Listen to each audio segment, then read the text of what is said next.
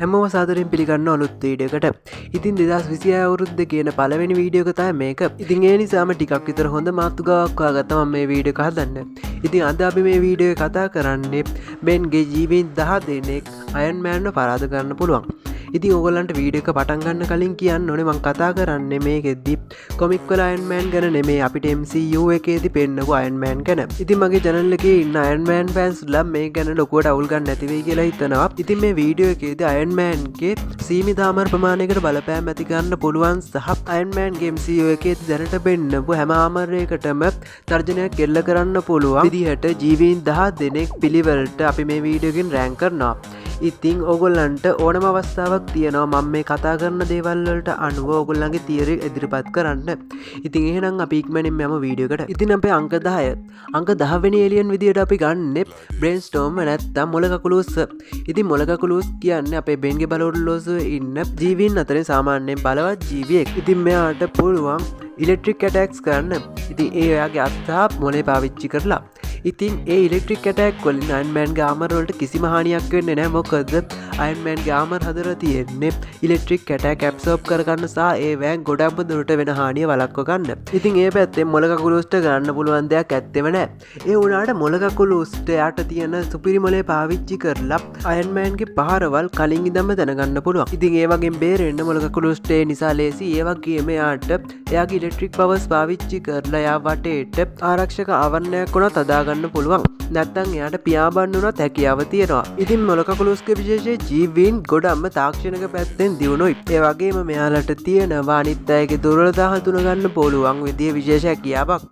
ඉතින් ඒ නිසා ඒ හැකියාවන් දෙක පාවිච්චි කළා අයර්න් මෑන්ට සැලකිය යුතු ප්‍රහාරයක් එල්ල ගන්න මොලකකුලුස්ට බැරි කමක් නැහැ. කොහොම වුණත් අයර්න් මෑන් එක්ක සටනකින් මොලකකුලුස්ට දිනන්න තියෙන chances අනිත් ජීවීන්ට වඩා අඩු නිසා එයාව අංක 10ට වැන්නා. ඉතින් දැන් අපි යමු අපේ 9 වෙනි ජීවියට. ඉතින් අපේ ලිස්ට් එකේ 9 වෙනි ජීවියා තමයි ශීතභූත. ඉතින් ශීතභූතට දෙවිදිහකට අයර්න් මෑන්ට ඇටැක් කරන්න පුළුවන්. ඒ යාගේ අයිස් ඇටැක් වලින් සහ යාගේ ඉන්ටෙන්ජිබිලිටි එකෙන්. ඉතින් අයිස් ඇටැක් වලින් නම් අයර්න් මෑන්ට ලොකුවට හානියක් කරන්න බැරි වෙයි. අයර්න් මෑන්නේ අයිස් ඇටැක් වලින් ලේසියෙන් බේරෙයි. හැබැයි ශීතභූත දේවල් අතරින් යන්න පුළුවන් හැකියාව අයර්න් මෑන්ට ගොඩක්ම දුරට බලපානවා.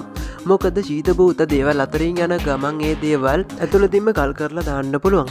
ඉතින් ඕගොල්ලෝ හිතන්න අයර්න් මෑන් ගාම එක ඇතුළට ශීතභූතක් ගියොත් එම ඇතුළේ ඉන්න ටෝනි ස්ටාර්ක්ට මොකක් වෙයිද කියලා. ඒත් ශීතභූතට මේ විදිහට අයර්න් මෑන්ට ඇටැක් කරන්න පුළුවන් මාක් 49 ආමයක වෙනකන් විතරයි.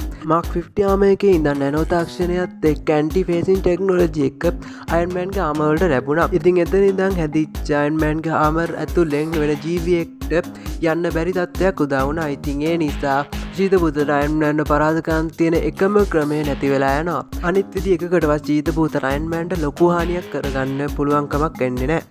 ඉතින් එහෙනම් අපි යමු අපේ 8 වෙනි ජීවියට. ඒ තමයි බූතස්. ඉතින් බූතස් කියන්නේ තනිකරම භූතයෙක් වගේ. ඉතින් එයාට දේවල් අතරින් යන්න පුළුවන්, නොපෙනී ඉන්න පුළුවන්, එනර්ජි බීම්ස්, ඩාර්ක් බීම්ස් වගේ දේවල් වලින් පහර දෙන්න පුළුවන්. ඒ වගේම මිනිස් ශරීරයකට ඇතුළු වෙලා ශරීරය පාලනය කරන්න පුළුවන්. ඉතින් මෙතනදී සිද්ධ වෙන්නේ ශීතභූතක සිද්ධිය වගේම තමයි. මාක් 49 ආමයක වෙනකන් විතරයි බූතස්ටත් අයර්න් මෑන්ව පරාද කරන්න පුළුවන් හැකියාව තියෙන්නේ. මොකද නැනෝ තාක්ෂණයත් එක්ක අයර්න් මෑන්ගේ මාක් 50 ආමයකේ ඉඳන් හැදුණු ආමර්ස් වලට ඇන්ටිෆේසින් තාක්ෂණය තිබ්බ නිසා බූතස්ට ආමයක ඇතුළෙන් ගිහලා ටෝනි ස්ටාර්ක්ගේ ශරීරය පාලනය කරන්න තියෙන හැකියාව නැති වෙලා යනවා. ඉතින් ඒත් එක්ක මෙයාට ටෝනි ස්ටාර්ක්ව පරාද කරන්න තියෙන ලොකුම chance එකක් නැති වෙලා යනවා. ඒ වගේම බූතස්ගේ ලොකුම දුර්වලතාවයක් තමයි හිරු එළියේ sunlight කොහො දෙන්නේ සබ්. ඉතින් අපේ ලිස්ට් එකේ 7 වෙනියට ඉන්න ජීවියා තමයි වෙස්මාරුව. ඉතින් බෙන්ගේ බලවලුස්සේ අයර්න් මෑන්ට සෙට් වෙන ජීවියෙක් කියලා කිව්ව ගමන් අපිට මතක් වෙන වෙස්මාරුව. මොකද වෙස්මාරුවට පුළුවන් එක එක යන්ත්‍ර වැඩි දියුණු කරන්න. ඒ වගේ මේ ඇතුළට ගිහලා විනාශ කරලා දාන්නත් පුළුවන්. ඉතින් ඒ විදිහට වෙස්මාරුවට පුළුවන් අයර්න් මෑන් සූට් එක ඇතුළට ගිහිල්ලා අයර්න් මෑන් සූට් එක විනාශ කරලා දාන්න. ඉතින් ඒකට වෙස්මාරුවට අයර්න් මෑන් ළඟට යන්න ඕනි. ඒ වුණාට අයර්න් මෑන් ළඟට යන එක වෙස්මාරුවට ලොකු ගේමක්. මොකද වෙස්මාරුවට පියාඹන්න බෑ. වුණාට අයර්න් මෑන් සූට් එකට පුළුවන් පියාඹන්න. හැබැයි ඉතින් මෙහෙමයි. මොකක් හරි පියාඹන යන්ත්‍රයක් වගේ එකක් හම්බුනොත් එහෙම වෙස්මාරුවටත් පියාඹන්න බැරි කමක් නැහැ. ඒ වගේම වෙස්මාරුව වගේ ඔප්ටික් ලේසර් වලින් අයර්න් මෑන්ට පහර දෙන්නත් පුළුවන්. ඉතින් ඒ විදිහට කොහොම හරි වෙස්මාරුව අයර්න් මෑන්ගේ ආම එක ළඟට ලං වෙලා අයර්න් මෑන්ගේ ආම එකට ඇතුළු වුණොත් එහෙම 180 ගානක chance එකක් තියෙනවා වෙස්මාරුවට අයර්න් මෑන්ගේ ආම එක පාලනය පාලනය කරලා ඒක විනාශ කරලා දාන්න. හැබැයි තව 100ට පොඩි ගාණක් තියෙනවා එහෙම බැරි වෙන්න. හේතුව තමයි ගොඩම බලවත් ආටිෆිෂල් ඉන්ටෙලිජන්ට් එකක් තියෙන යන්ත්‍රවලට සමහර වෙලාවට වෙස්මාරුවට සම්බන්ධ වෙන්න බෑ. ඉතින් ඒක Ben 10 Classic එකේ එපිසෝඩ් එකේදී අපිට දැක් ගන්න පුළුවන් වුණා. ඉතින් Iron Man නාම එක පාලනය කරනකොට Tony Starkට සහාය වෙනවා Jarvis නැත්නම් Friday කියන AI. ඉතින් මේ AI සාමාන්‍ය powerful AI. ඉතින් ඒ නිසා සමහර විට වෙස්මාරුවට Iron Man suit එක පාලනය කරන්න බැරි වෙයි. ඒත් ගොඩක්ම දුරට වාසිය තියෙන්නේ වෙස්මාරුවට.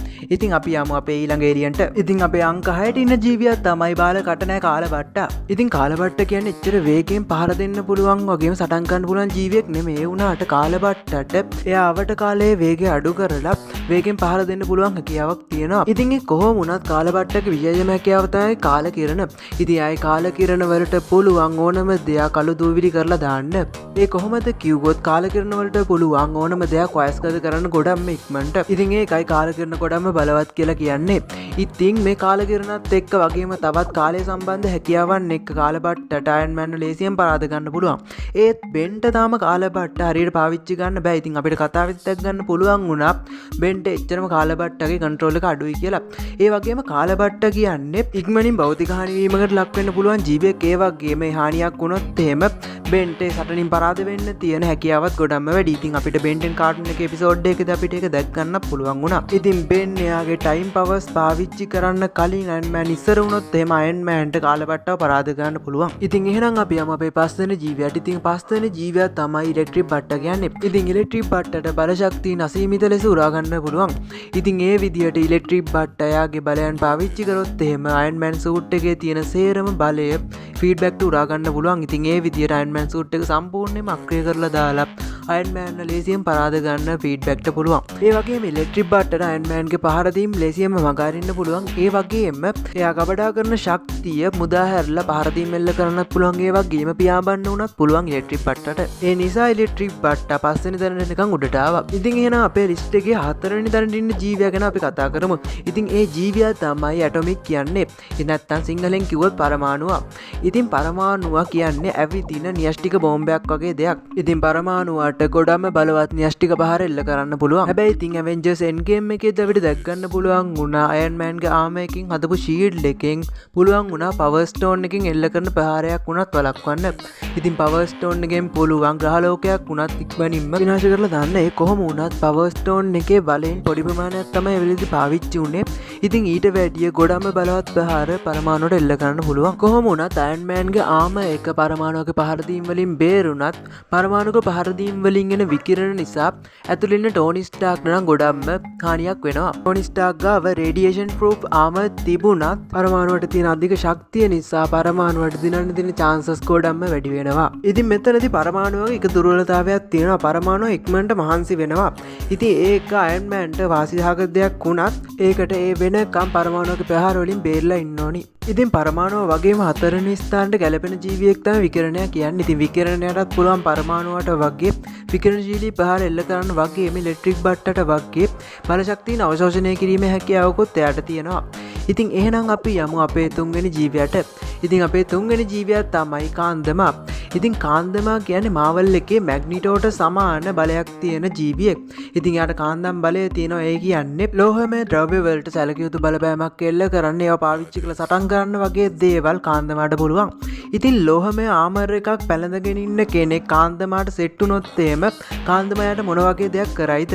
ඉතින් ඒකම තමයි මේකෙදි හේතුව වෙන්නේ Iron Man එක්ක සටනකදී කාන්දමා පාවිච්චි කරලා බෙන්ට දිනන්න පුළුවන් වෙන්න. ඉතින් ඔන්න හරි කාන්දමයාගේ බලයන් පාවිච්චි කරලා Iron Man ලොකු හානියක් කරන්න කලින් කාන්දමාව Iron Man විනාශ කරලා දානවා කෑලි කෑලි වලට.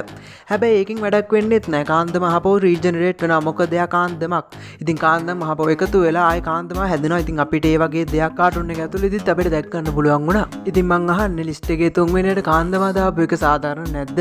ඒ කොහොම වුණත් ටෝනි ස්ටාර්ක්ට පාවිච්චි ගන්න පුළුවන් විදිහේ දුර්වලතා පොඩ්ඩකුත් කාන්දමා ගාව තියෙනවා. ඉතින් අපේ ලිස්ට් එකේ දෙවෙනියට ඉන්න ජීවියා රතු දැවැන්තගා.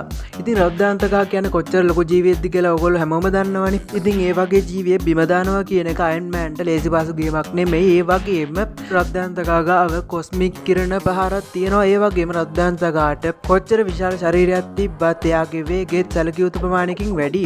ඉතින් ඒ නිසා අයන් මෑන්ට රොද්දාන්තකාව පරාද කරන්න ගොඩක්ම අමාරුයි. ඒ වගේම රොද්දාන්තකාට අයන් මෑන්ට පරාද කරන්න තියෙන chances ගොඩක්ම වැඩි. ඉතින් ඒකයි රොද්දාන්තකා ලිස්ට් එකේ මෙච්චර උඩට ආවේ. ඒත් රොද්දාන්තකාගෙත් එක දුර්වලතාවයක් තියෙනවා අයන් මෑන්ට පාවිච්චි කරන්න පුළුවන්. ඉතින් රොද්දාන්තකාගේ ඔළුවේ තියෙන අංග ඉලක්ක කරලා හොඳ ප්‍රහාරයක් රොද්දාන්තකාට දී ගන්න පුළුවන් වුණොත් රොද්දාන්තකා ඇඟ සම්පූර්ණයෙන් පැරලයිස් වෙනවා. ඉතින් එහෙම කියලා අංගට පොඩි තට්ටුවක් දැම්මා කියලා එහෙම වෙන්නේ නැහැ. ඒකට ලොකු ප්‍රහාරයක් දෙන්න වෙනවා. ඉතින් එහෙම ප්‍රමාණයක ප්‍රහාරයක් දී ගන්න පුළුවන් වුණොත් ටෝනි ස්ටාර්ක්ට සාමාන්‍යයෙන් වාසියක් ලබා ගන්න පුළුවන්. එහෙනම් අපි දැන් යමු අපේ ලිස්ට් එකේ පළවෙනියටම ඉන්න ජීවියා කවුද කියලා බලන්න. ඉතින් අපේ ලිස්ට් එකේ පළවෙනියටම ඉන්න ජීවියා ඔයගොල්ලෝ හිතුවා වගේම බලතරුවා නෙමෙයි. ඉතින් මට මුලදී මේ වීඩියෝ එකේදී කියන්න බැරි වුණා මේ ලිස්ට් එකේ බලතරුවා නෑ. මොකද බලතරුවා කියන්නේ ගෝඩ් ලෙවල් පවර්ස් තියෙන ජීවියෙක්. ඉතින් බලතරුවාට තප්පර ගානකින් අයන් මෑන්ව විනාශ කරලා දාන්න පුළුවන්. එහෙනම් අනිවාර්යයෙන්ම මේ ලිස්ට් එකේ පළවෙනියට ඉන්නේ බලතරුවා. ඉතින් බලතරුවා කියන්නේ බෙන්ගේ බලොට්ලොසුවේ ඉන්න අංශුවම ජීවියෙක්. බලතරුවා කවදාවත් පරාද ගන්න බැරි වුණාට බෙන්ට බලතරුවා පාවිච්චි කරලා අයන් මෑන්ව පරාද ගන්න පුළුවන් වේද කියන ප්‍රශ්නේ එනවා. මොකද බලතරුවාගේ බලය පාවිච්චි කරන්න බෙන්ට කොච්චර කාලයක් සෙරිනා සහ බෙලකස් එක්ක වාද කර කර ඉන්න වේද කියලා අපිට හිතා ගන්න බෑ. ඉතින් ඒ නිසා මේ ලිස්ට් එකේ පළවෙනි තැනට ආපු ජීවියා තමයි ගල්බෝලයා. ඉංග්‍රීසියෙන් කිව්වොත් ග්‍රැවිටක්. ඉතින් ගල්බෝලයාට පුළුවන් ගුරුත්වාකර්ෂණය පාලනය කරන්න. ඉතින් මේක තමයි යාට අයන් මෑන්ට එරෙහිව පාවිච්චි කරන තියෙන ලොකුම ආයුධය. ඉතින් මේ හැකියාවත් එක්ක ගල්බෝලයාට පුළුවන් අයන් මෑන්ගේ ප්‍රහාර නතර කරන්න, අයන් මෑන්ගේ ප්‍රහාර වලින් බේරිලා යන්න, අයන් මෑන්ගේ ප්‍රහාර අයන් මෑන්ටම හපව හරවලා යවන්න පුළුවන්. ඒ වගේම අයන් මෑන්ගේ ශරීරයේ පාලනය අයන් මෑන් නැති කරන්නත් පුළුවන්. ඉතින් එතනින්ම අයන් මෑන් පරාද වෙලා ඉවරයි. ඉතින් බැරි වෙලා හරි ගල්බෝලයා පරාද වෙන්න ගියොත් එහෙම ගල්බෝලයාට පුළුවන් කළු කුහරයක් නිර්මාණය කරලා අයන් මෑන් එක ඇතුළට දාන්න. ඉතින් අපි දන්නවා කළු කුහරයක් ඇතුළට වැටුණා කියන්නේ ආයෙ ගොඩවීමක් නැහැ කියලා. ඉතින් සරලයි එතනින්ම අයන් මෑන්ගේ කතාව ඉවර වෙනවා. ඉතින් ඒත් එක්කම අපේ ලිස්ට් එකත් ඉවර වෙනවා. ඉතින් අයන් මෑන් කියන්නේ මාවල් විශ්වයේ ඉන්න ගොඩම බුද්ධිමත් කෙනෙක්. ඉතින් මෙයාව පරාද කරනවා කියන එක අපේ බෙන්ගේ බලොට්ලොසුවේ ඉන්න මේ ජීවීන් 10 දෙනාට පුළුවන් වුණාට ටෝනි ස්ටාර්ක් කියන්නේ Tamanට හම්බෙන හතුරන්ගේ වීක්නසස් ඉක්මනටම හොයාගන්න පුළුවන් කෙනෙක්. ඉතින් ටෝනි ස්ටාර්ක්ට හරියම කාලයක් හම්බුනොත් මේ ජීවීන් එක්කෙනා ගානේ තනිතනිව සටන් කරන්න අනිවාර්යයෙන්ම අයන් මෑන් මේ ජීවීන් 10 දෙනාටම කරට සටනක් දෙනවා. ඉතින් විලන් කෙනෙක් විදිහට ගත්තොත් එහෙම අයන් මෑන්ව කවදාවත් අන්ඩර්ස්ටිමේට් කරන්න පුළුවන් කෙනෙක් නෙමෙයි. එහෙනම් යාළුවනේ අදට මේ වීඩියෝ එක අවසන් කරනවා. ඉතින් මම මේ වීඩියෝ එක රෙකෝඩ් කරන ටයිම් එකත් එක්ක ඔයගොල්ලන්ට මේ වීඩියෝ එක බලන්න පුළුවන් වෙන වෙලාව ගොඩක් පරක්කුයි. මම ඒකට හේතුව වෙනවම කියන්නම් වෙලාවක. එහෙනම් අදට මං යනවා. අපි තවත් සුපිරිම වීඩියෝ එකකින් හමු වෙමු.